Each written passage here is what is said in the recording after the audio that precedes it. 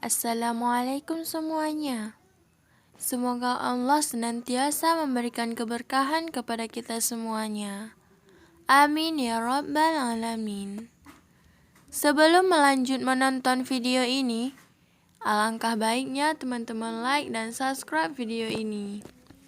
Pada video kali ini, kami akan mengisahkan kisah Abu Ubaidah ibnu Al-Jarrah. Bagian 1. Setiap umat memiliki orang yang amin, terpercaya. Dan amin umat ini adalah Abu Ubaidah, Muhammad Rasulullah. Dia memiliki wajah yang tenang, paras yang berwibawa, badan yang kurus, postur yang tinggi, alis yang tipis, sedap dipandang mata, enak untuk dilihat, damai terasa di hati. Dia juga adalah orang yang ramah, suka rendah hati, pemalu. Akan tetapi dalam situasi serius, ia bagai seekor singa yang menerkam. Dia serupa dengan mata pedang yang begitu indah dan berkarisma, dan juga tajam, dan dapat membabat layaknya pedang. Dialah amin umat Muhammad, Amir bin Abdullah bin Al-Jarrah Al-Fihri Al-Quraisy, yang dipanggil dengan nama Abu Ubaidah. Abdullah bin Umar radhiyallahu anhu pernah mendeskripsikan sosoknya dengan ucapannya, 3 orang dari suku Quraisy yang paling terkemuka, memiliki akhlak yang paling baik, paling pemalu. Jika mereka berbicara denganmu, maka mereka tidak akan berdusta. Dan jika engkau berbicara dengan mereka, mereka tak akan mendustaimu. Ketiga adalah Abu Bakar As-Siddiq, Utsman bin Affan, dan Abu Ubaidah bin Al-Jarrah. Abu Ubaidah adalah termasuk orang yang pertama yang masuk ke dalam Islam. Ia masuk Islam sehari setelah Abu Bakar. Ia memeluk Islam karena jasa Abu Bakar. Abu Bakar mengajak Abu Ubaidah, Abdurrahman bin Auf, Utsman bin Madh, dan Al-Arqam bin Abi Al-Arqam datang menghadap Nabi SAW dan menyatakan di hadapan beliau kalimat kebenaran. Dan mereka semua menjadi pilar pertama tempat dibangunnya kerajaan Islam yang agung. Abu Ubaidah mengalami pengalaman keras yang dirasakan kaum muslimin selagi berada di Mekah sejak pertama hingga akhir. Dia juga merasakan penderitaan kaum muslimin pada masa-masa awal atas segala penderitaan, sakit dan kesedihan yang tidak pernah dirasakan oleh para pengikut agama di muka bumi ini.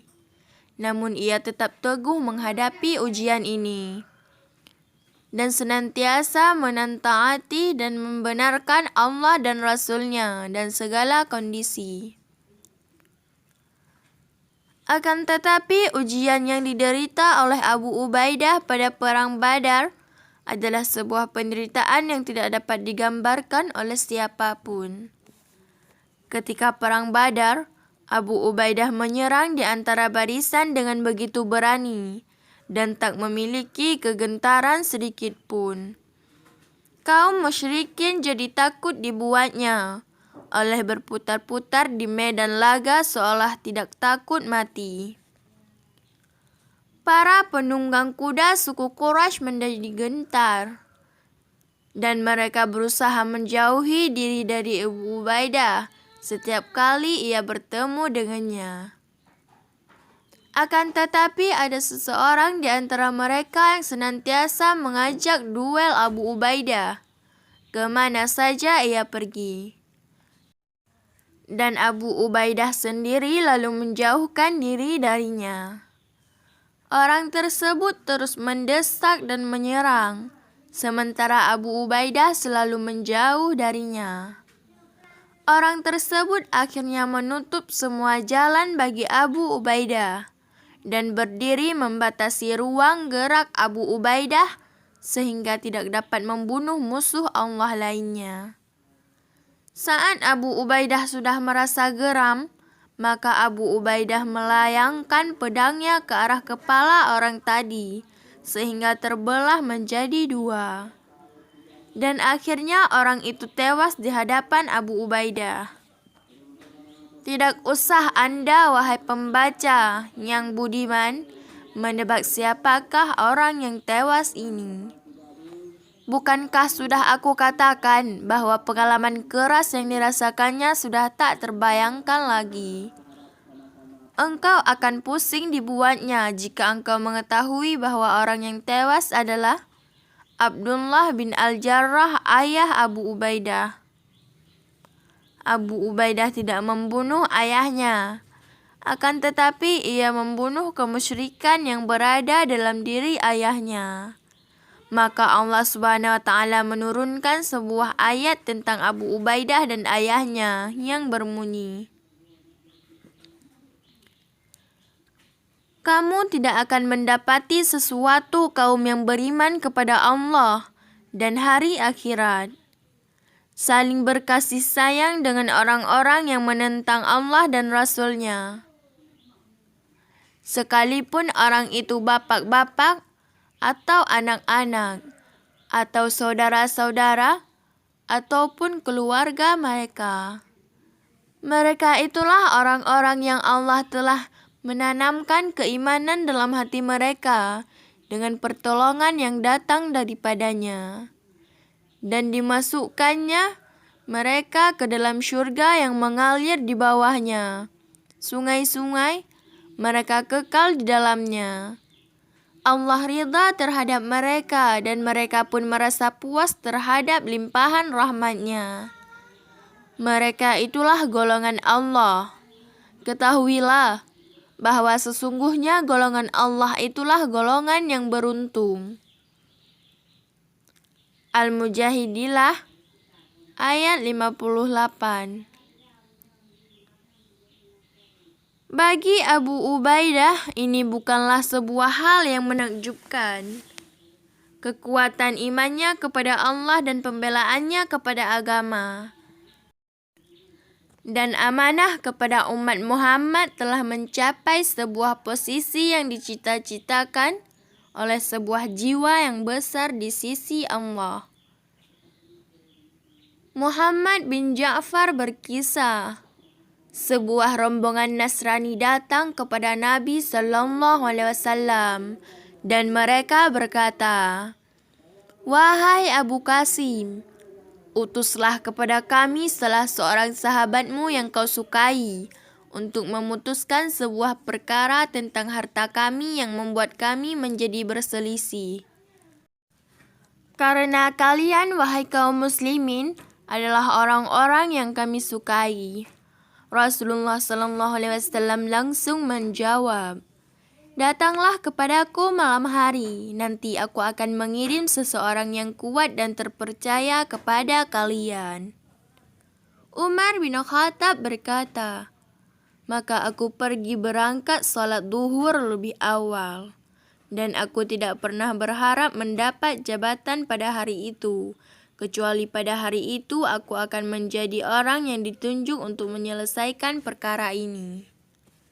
Begitu Rasulullah Sallallahu Alaihi Wasallam menyelesaikan salat duhurnya, beliau melihat ke kanan dan ke kiri. Aku berusaha meninggikan badanku agar terlihat olehnya. Ia tetap saja menyisirkan pedangnya kepada kami sehingga beliau melihat ke arah Abu Ubaidah bin Al-Jarrah. Beliau langsung memanggilnya seraya bersabda, "Panggillah kepada mereka, putuskanlah perkara yang tengah mereka perselisihkan dengan benar." Dan akhirnya Abu Ubaidah pun pergi ke tempat mereka. Abu Ubaidah bukan saja merupakan orang yang beramanah, akan tetapi ia juga merupakan orang yang sanggup mengkombinasikan kekuatan dengan amanah. Kekuatan yang dimilikinya ini seringkali muncul dalam banyak kesempatan. Suatu hari, Rasulullah SAW mengutus sekelompok dari para sahabatnya untuk mencegat sebuah kafilah suku Quraisy. Dan Rasulullah SAW menunjuk sebagai amir pemimpin mereka adalah Abu Ubaidah radhiyallahu anhu. Rasulullah membekali mereka dengan sekantong kurma saja. Abu Ubaidah memberikan hanya satu kurma saja kepada masing-masing mereka.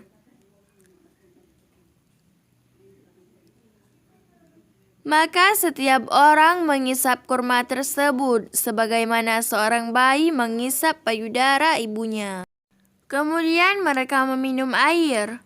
Dan semuanya merasa cukup dengan makanan seperti itu, hingga malam hari datang. Hanya sekian dulu ya teman-teman, kisah Abu Ubaidah ibnu Al-Jarrah bagian 1. Assalamualaikum warahmatullahi wabarakatuh.